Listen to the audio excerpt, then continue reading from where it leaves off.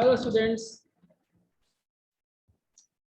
तो आज हमारा टॉपिक है अरिथमेटिक मीन और ज्योमेट्रिक मीन। तो बच्चों, हम लोगों ने एपी पढ़ ली, जीपी पढ़ ली। अब हम बात करते हैं अरिथमेटिक मीन और ज्योमेट्रिक मीन। ये क्या होता है arithmetic mean and geometric mean? सबसे पहले हम बात करेंगे अरिथमेटिक मीन की। अगर हमारे पास ये नंबर है ए बी सी, ये तीन नंबर्स अगर एपी में है तो ये जो बी होगा ये क्या होगा? B is the arithmetic mean of A and C. B का वैल्यू क्या हो जाएगा? A plus C by two. और थोड़ा आराम से समझते हैं। अगर हमारे पास चार नंबर है ए बी सी डी, ये ए पी में है, तो बी क्या हो जाएगा? हमारा पहला अरिथमेटिक मीन ए वन, और सी क्या हो जाएगा? दूसरा अरिथमेटिक मीन ए टू। ये हमारा क्या हो जाएगा? ये फर्स्ट टर्म, और ये क्या हो जाएगा? हमारा लास्ट टर्म। तो यहाँ पे वैल्यू कैसे निकलेगी? सिंपल सी बात है, जो हमारा ए वन है वो क्या है? टी टू ही तो है, और टी टू क्या होता है? ए प्लस डी। और ए टू क्या होता है बेटा? T three. तो टी थ्री क्या होता है? ए प्लस टू डी। अब आप कहोगे सर यहाँ पे डी कैसे आएगा? कंफ्यूज मत होना, इस डी को मैं बदल देता हूँ ए पी सी, और यहाँ पे मैं दे दे रहा हूँ, इसको कर दे रहा हूँ मैं कैपिटल डी। आप कंफ्यूज मत हो जाइएगा, इसको मैं कर दे रहा हूँ कैपिटल डी। तो ये आपका, और ये स्मॉल डी यहाँ पे क्या है? Common difference. ए वन और ए टू हमारा ये हो जाएगा। तो आप सब कहोगे यहाँ पे सर कॉमन डिफरेंस क्या होता है? तो कॉमन डिफरेंस आपको निकालना पड़ेगा, जैसे कि हम लास्ट टर्म से निकालते हैं, जो कि मैं जस्ट आपको करके बताने जा रहा हूँ। तो हम लोग क्या करने जा रहे हैं? आपके पास सीधे अरिथमेटिक मीन्स पे काम करेंगे। देख लेते हैं। ए के बाद ये क्या है? A one, a two, a three, a four, a five. मान लिया हमने यहाँ पे ऐसे अनअरिथमेटिक मीन डाल दिए। भाई देखो, सब सिंपल, एक अरिथमेटिक मीन था तब तो वहां फॉर्मूला लग गया ये वाला, p बराबर a plus C by two. लेकिन ऐसे तो सवाल होंगे नहीं, चीजें कुछ कठिन आएंगी।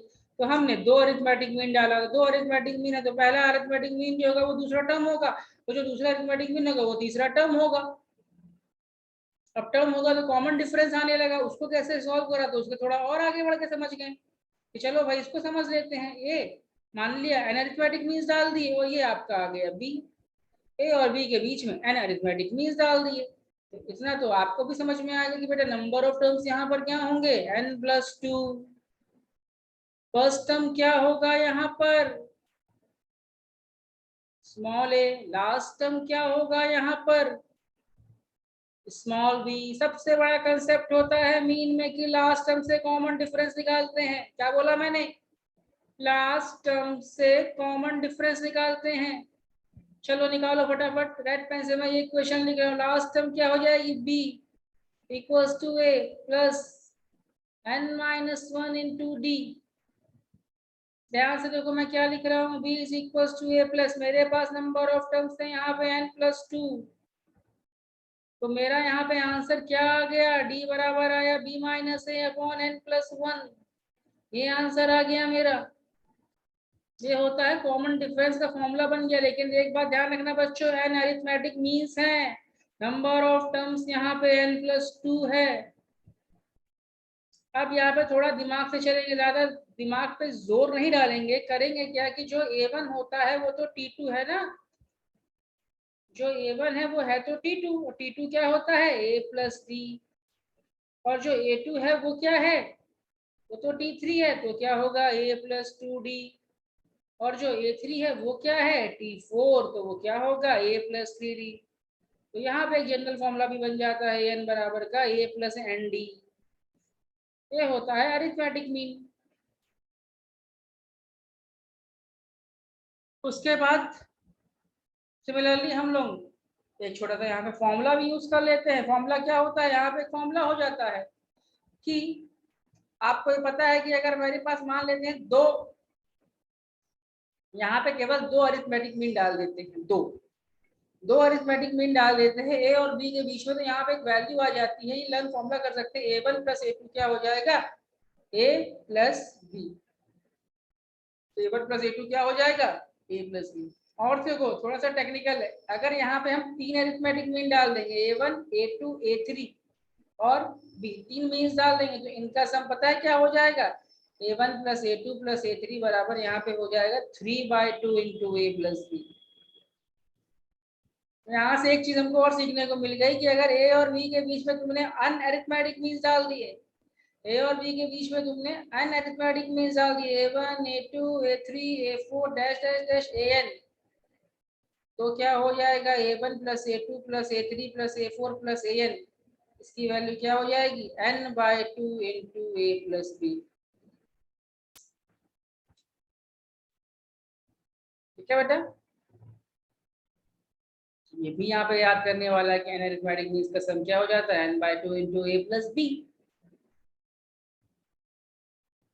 ओके, तो चलिए, अच्छा ये इसको मैं डिराइव कर सकता हूँ, बहुत आसान है डिराइव करना। देखो इसको डिराइव करना बहुत आसान है, ये बहुत आसानी से आ सकता है। देखो इसमें क्या है कि ये पूरी सीरीज मान लेते हैं, इस पूरी सीरीज का सम क्या हो जाएगा, इस पूरी सीरीज का सम, इसमें कितने टर्म्स है बेटा n/2 टर्म्स है, इस पूरी सीरीज का सम निकाल लो और उसमें से ये सब माइनस कर दोगे तो आपका n/2 into A plus B आ जाएगा। मैं आगे आपको एडिशन बता दूंगा, फिलहाल ये फॉर्मूला याद कर लेना, ये फॉर्मूला अच्छा है। अब सिमिलरली हम लोग बात करेंगे ज्योमेट्रिक में, ज्यादा कुछ उसमें परेशान होने वाली बात नहीं है। मेरी एक बात याद रखना कि लास्ट टर्म से जैसे कॉमन डिफरेंस निकालते हैं वैसे ही लास्ट टर्म से वहां क्या निकालेंगे, कॉमन रेशियो। देखिए मेरे पास था A B C, A B C अगर जीपी में है तो भाई बी क्या हो जाएगा, ज्योमेट्रिक मीन हो जाएगा, बी का वैल्यू क्या हो जाएगा √AC। ये तो दो के लिए कर लिया, सिंपल के लिए। आगे बढ़ जाते हैं बहुत आसानी से, ए के बाद आया G1 G2, G1 G2 B, इनके बीच में दो मीन्स डाल दिए। G1 का वैल्यू क्या हो जाएगा भाई, G1 है क्या, G1 दूसरा टर्म है ना, तो ये क्या हो जाएगा T2, और T2 क्या हो जाता है AR, और G2 क्या है भाई T3, तो T3 क्या हो जाएगा G2, T3 क्या होता है AR²। अक्सर कहोगे कॉमन रेशियो कैसे निकालें, तो बस देख लेते हैं, सेम प्रोसीजर करते हैं, लास्ट टर्म से कॉमन रेशियो निकाल लेंगे हम। क्या होता है A G1 G2 G3 GN, n means डाल दिए हमने। फर्स्ट टर्म बेटा हमारा क्या है स्मॉल, फर्स्ट टर्म क्या है स्मॉल a, लास्ट टर्म क्या है लास्ट टर्म क्या है b, कॉमन रेशियो मैंने मान लिया r, n मीन्स है तो नंबर ऑफ टर्म्स क्या होंगे, नंबर ऑफ टर्म्स होंगे n+2।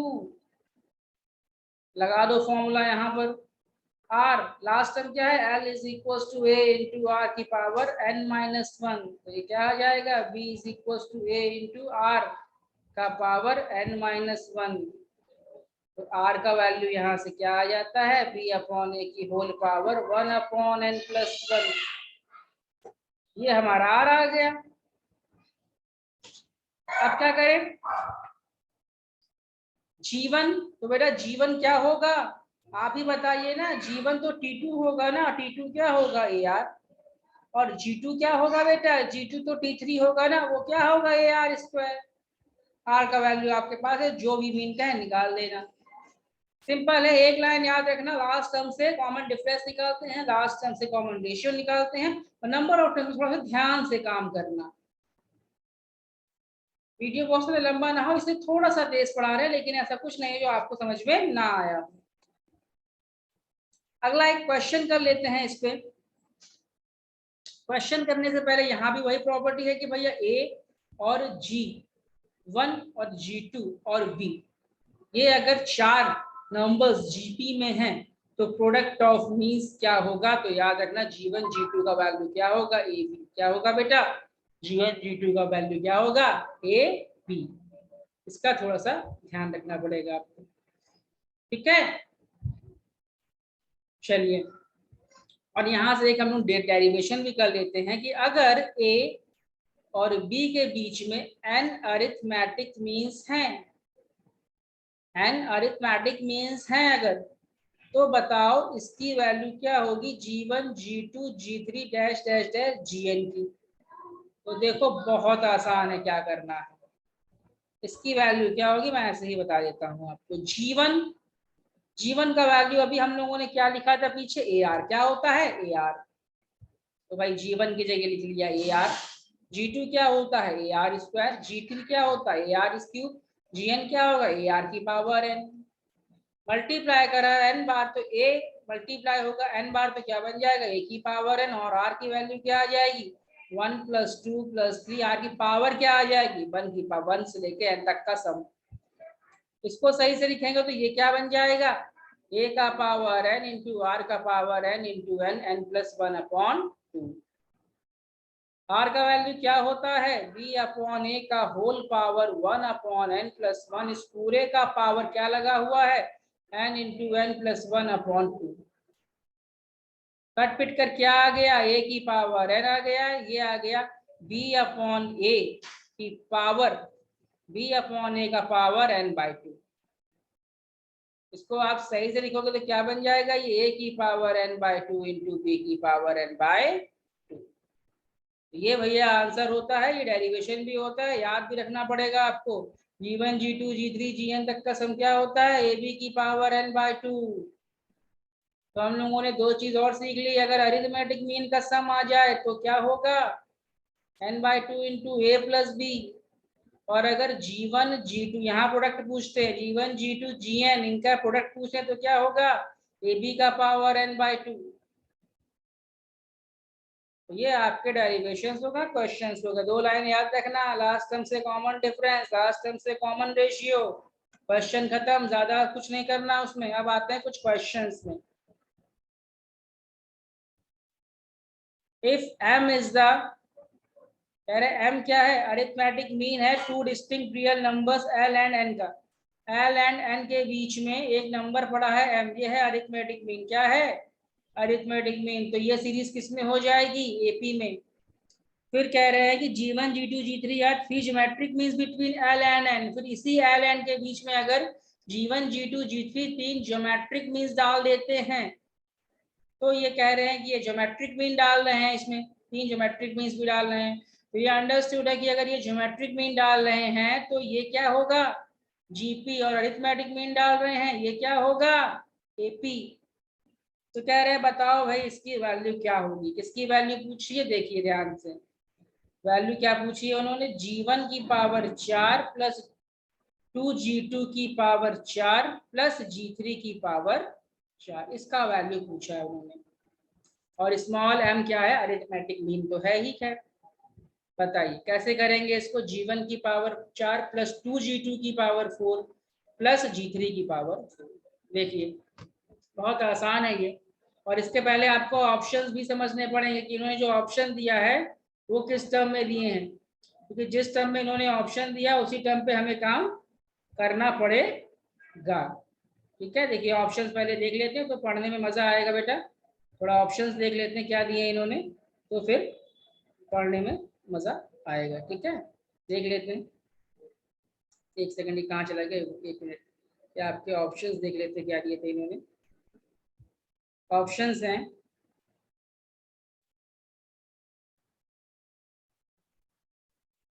पहला ऑप्शन है आपका ये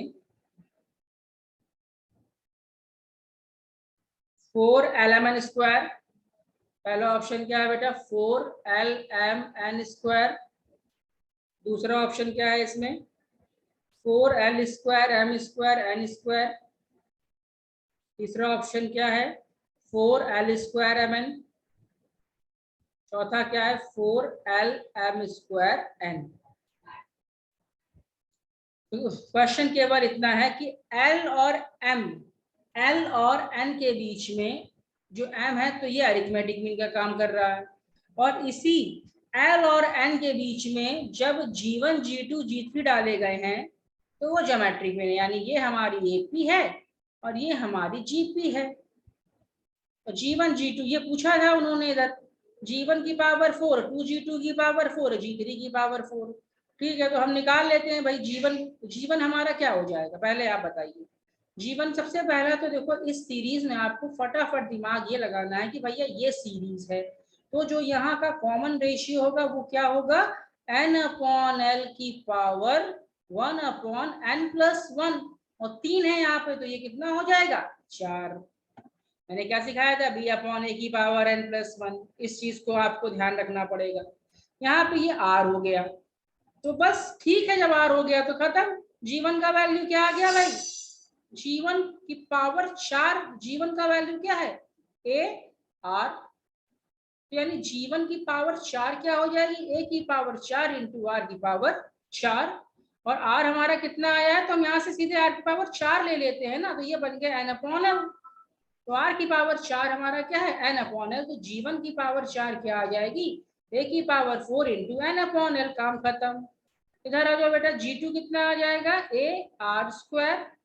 g2 कितना हो गया a r स्क्वायर, तो बेटा g2 की पावर 4 कितनी हो जाएगी, a स्क्वायर r की पावर 8। और r की पावर 8 कितना हो जाएगा, n square upon l square. तो ये हमारा g2 का पावर 4 आ गया।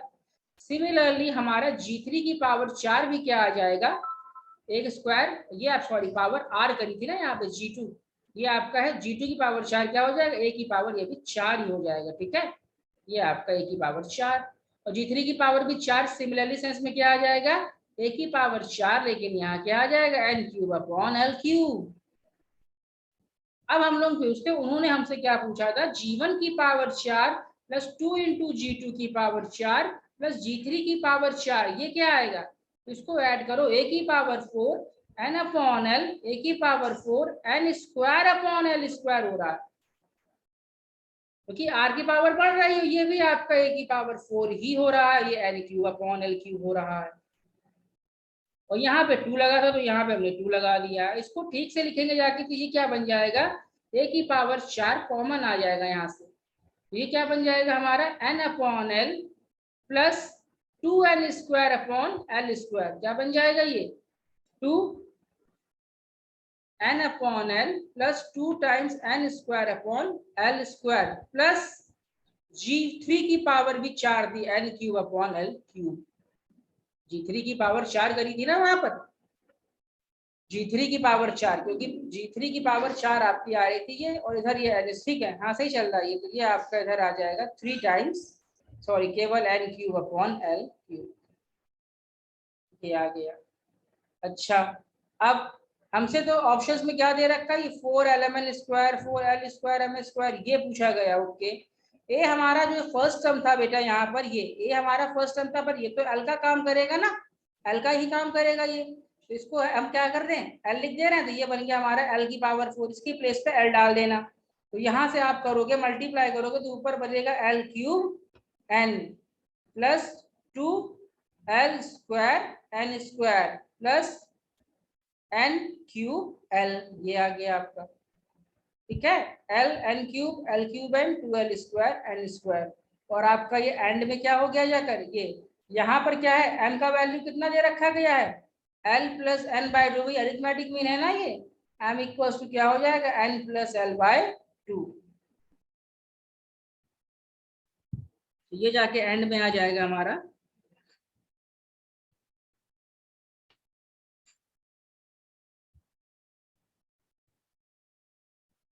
पावर 4 और उधर वो आपका ए आर क्यूब, आर की पावर 4 n बाय l। ठीक है, तो ये आपका आ गया है। तो यहाँ से आप ln कॉमन ले लो बेटा, तो क्या बच जाएगा आपका, ये l स्क्वायर, ये क्या बच गया 2ln, और ये बेटा क्या बच गया आपका ln, तो ये हो गया n स्क्वायर, तो ये हो गया ln into l plus n का whole square. l plus n क्या है हमारा 2m, l प्लस एन क्या है 2m, तो ये हो गया ln इंटू 2m का whole square, which is our answer. Yes, that's all.